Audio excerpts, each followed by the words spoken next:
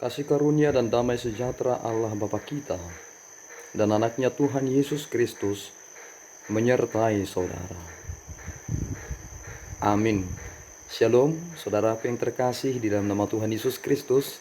Senang bisa menyapa saudara di tempat saudara berada hari ini dalam dimensi yang berbeda, tetapi dalam dunia yang sama.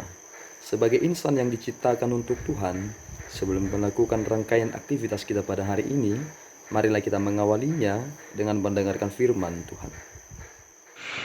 Shalom dan selamat pagi.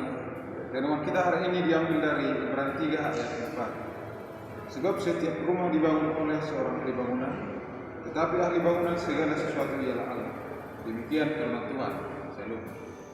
Saudaraku yang terkasih di dalam nama Tuhan Yesus Kristus, Paulus membuat suatu perbandingan yang begitu kontras antara Yesus Kristus dengan Musa.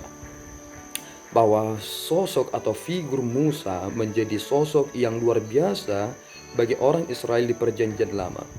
Tetapi sosok kepribadian Kristus adalah lebih agung daripada Musa.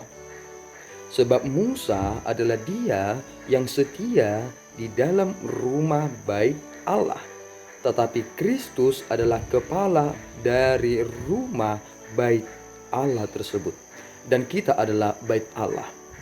Di sini letak perbedaannya menjadi sangat signifikan.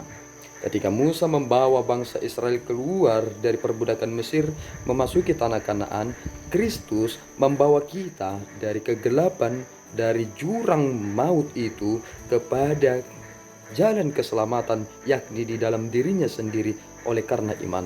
Ini adalah anugerah dan perbandingannya jauh berbeda. Itu mengapa Musa mengakui dia yang akan datang akan lebih tinggi dari dia, sehingga ia berkata kepada bangsa Israel, pada suatu saat nanti akan ada seperti aku. Engkau harus mendengarkan setiap apa yang keluar dari apa yang ia sampaikan, dan itulah yang merujuk kepada Kristus. Jika semua bangunan memiliki ahli bangunannya, dalam zaman kita yang modern saat ini, sebelum kita membangun sebuah rumah yang indah, kita mempercayakannya kepada arsitek dan memilih ahli bangunan yang tepat sesuai dengan apa yang kita harapkan. Itu mengapa ketika ada suatu bangunan di suatu daerah, di suatu negara tertentu, ketika bangunan itu selesai dibangun, sang pemilik bangunan itu tidak mau ada bangunan yang sama persis dengan apa yang ia bangun, sehingga ia membunuh ahli bangunan itu supaya tidak bisa membangun hal yang serupa.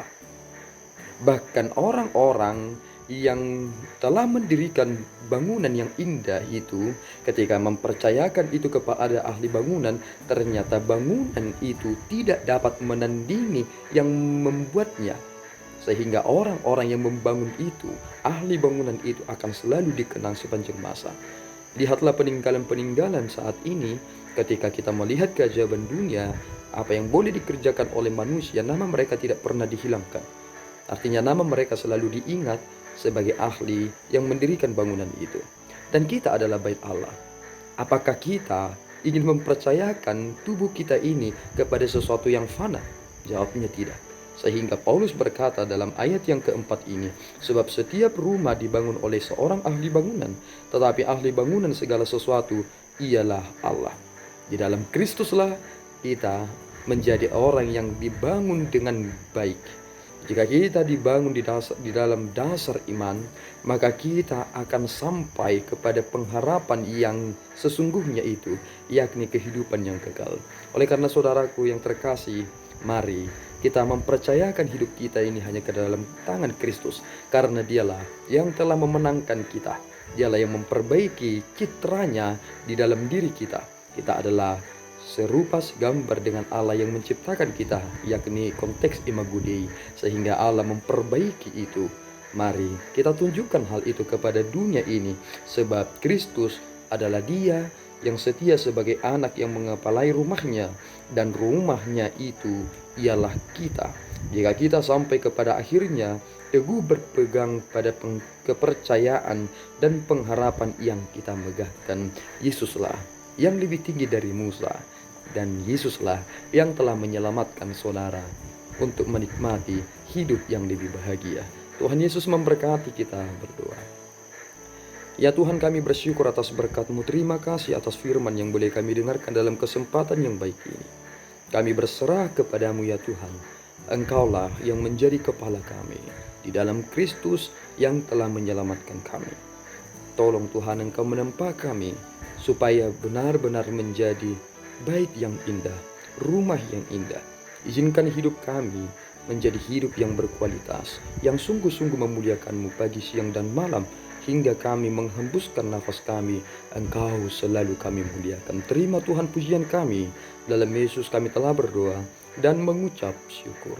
Anugerah Tuhan kita Yesus Kristus, kasih setia Allah Bapa, dan persekutuan Roh Kudus menyertai saudara. Amin. Tuhan Yesus memberkati.